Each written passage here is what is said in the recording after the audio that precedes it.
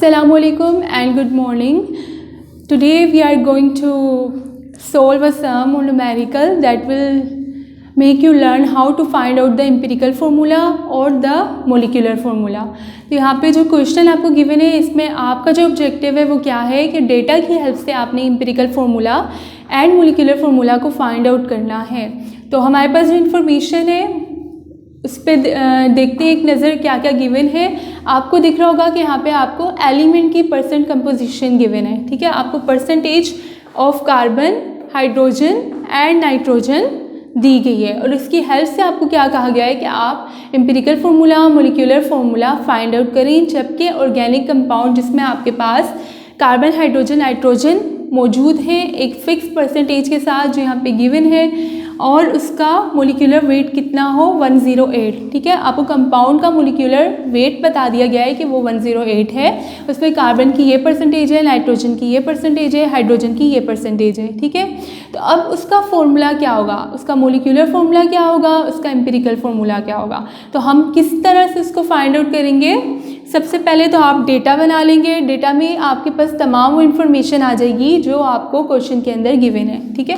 जैसे कि मैंने यहाँ पे परसेंट कंपोजिशन कार्बन की लिख दी 66.7, percent composition of hydrogen 7.41 and the other one is percent composition of nitrogen that is 25.9। इसके साथ साथ हमें 108 यानी कि मोलिकुलर मास भी दिया हुआ है। तो मैं यहाँ शॉर्ट फॉर्म में mm लिख रही हूँ, ठीक है। मोलिकुलर मास ऑफ कंपाउंड,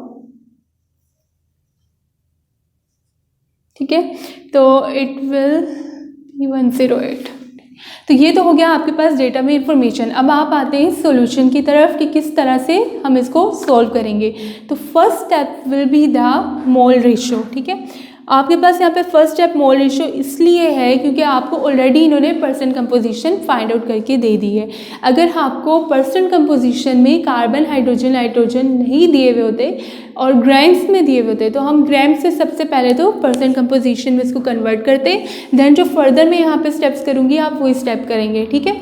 तो हम इसके अलावा जो प्रॉब्लम सॉल्व करेंगे उसमें हम परसेंट कंपोजिशन की भी सोल्यूशन करके देख लेंगे, ठीक है। तो मोल रेशियो का जो आपके पास फॉर्मूला होता है that is percent composition divided by the atomic mass of that element, ठीक है। तो अब मैं जो है यहाँ पे तीनों एलिमेंट्स का जो हमें गिवन है उनका मोल रेशियो अलग अलग फाइंड कर लेती हूँ, ठीक है। तो मोल रेशियो के लिए मैं यहाँ शॉर्ट फॉर्म MR यूज़ कर रही हूँ और कार्बन के लिए मैं यहाँ सिंबल C लिख देती हूँ, यानी मोल रेशियो ऑफ कार्बन। तो ये फॉर्मूला जब हम अप्लाई करेंगे तो परसेंट कंपोजिशन कितनी है 66.7 और atomic mass as you know carbon का 12 होता है।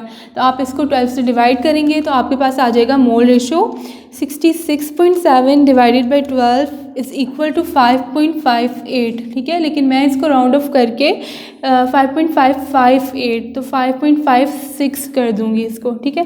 तो ये तो आ गया मोल रेशियो कार्बन का। Similarly we are going to find out the mole ratio for the hydrogen as well as for the nitrogen, ठीक है। तो MR हाइड्रोजन का क्या हो जाएगा, आपके पास परसेंट कंपोजिशन गिवन है 7.41 and divided by atomic mass. तो एटॉमिक मास 1 होता है हाइड्रोजन का, तो 1 से डिवाइड होने के बाद एज इट इज़ वैल्यू आ जाएगी दैट इज़ 7.41, ठीक है। Similarly mole ratio for the nitrogen percent composition that is 25.9 divided by nitrogen का एटॉमिक वेट 14 होता है। इसको डिवाइड करके देख लेते हैं क्या वैल्यू आती है डिवाइडेड बाय 14, तो 1.85, ठीक है। तो ये आपके पास 3 डिफरेंट रेशियोज आ गए मोल रेशियो। इसका नेक्स्ट स्टेप क्या है कि आप इन तीनों मोल रेशियोज में से देखेंगे सबसे छोटा मोल रेशियो कौन सा है और तीनों मोल रेशियो की वैल्यूज़ को उस छोटी वैल्यू से दोबारा डिवाइड करेंगे तो आपके पास जो वैल्यू आएगी वो होगी सिंपलेस्ट मोल रेशियो, ठीक है। तो आपके पास 5.56, 7.41 और 1.85 में सबसे छोटी वैल्यू जो आई है 1.85 आई है, ठीक है। तो हम इन तीनों वैल्यू को नेक्स्ट स्टेप में इस वैल्यू से यानी कि 1.85 से डिवाइड करेंगे ताकि ये मज़ीद सिंपल हो जाए, ठीक है। इसलिए इसको क्या कहते हैं सिंपलेस्ट मोल रेशियो, ठीक है। तो यहाँ पे मैं आपके नेक्स्ट स्टेप यहाँ कर देती हूँ। आई होप कि ये जो है आप लोग इसको कॉपी कर चुके होंगे, ठीक है। Simplest mole ratio, simplest mole ratio का फॉर्मूला आपके पास क्या है? सिंपलेस्ट मोल रेशो का फॉर्मूला आपके पास क्या, आपने mole ratio divided by the least mole ratio करना है, ठीक है। Mole ratio, simplest mole ratio for carbon. अच्छा, पहले जनरल फॉर्मूला लिख देते हैं, mole ratio divided by least mole ratio, यानी कि सबसे छोटे वाले से। तो simplest mole ratio for carbon, mole ratio क्या है कार्बन का? 5.56, ठीक है। किससे डिवाइड करना है? लीस्ट मोल रेशो 1.85, तो 5.56 डिवाइडेड बाय 1.85, तो it will become 5.56 divided by 1.85, 3.005, ठीक है। तो मैं 2 डेसिमल प्लेसेस तक ले रही हूँ, यानी कि 3। Next is for the hydrogen, ठीक है। तो हाइड्रोजन के लिए भी हम सेम यही फॉर्मूला अप्लाई करेंगे, simplest mole ratio for the hydrogen. आपके पास क्या आया हुआ है? 7.41 डिवाइडेड बाय 1.85, ठीक है। इसको भी करके देख लेते हैं क्या आ रहा है। 7.41 डिवाइडेड बाय 1.85, तो ये 4.00 समथिंग आ रहा है, तो हम 4 तक ही ले लेते हैं, 2 डेसिमल प्लेसेस तक। Similarly for the nitrogen, simplest mole ratio for nitrogen,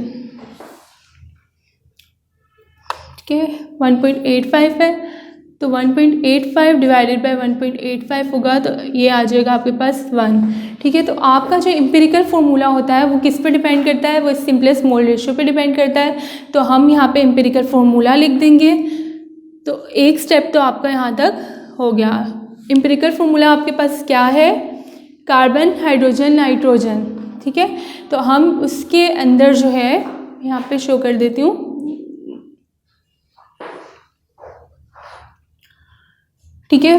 carbon, hydrogen, nitrogen, simply आपने क्या करना है कि जो आपके पास रेशियो आ रहे हैं आपने वो यहाँ लिख देते हैं, कार्बन 3, हाइड्रोजन 4 और nitrogen 1। So this is the first part of this numerical. हम इसके बाद सेकंड पार्ट आगे कंटिन्यू करते हैं।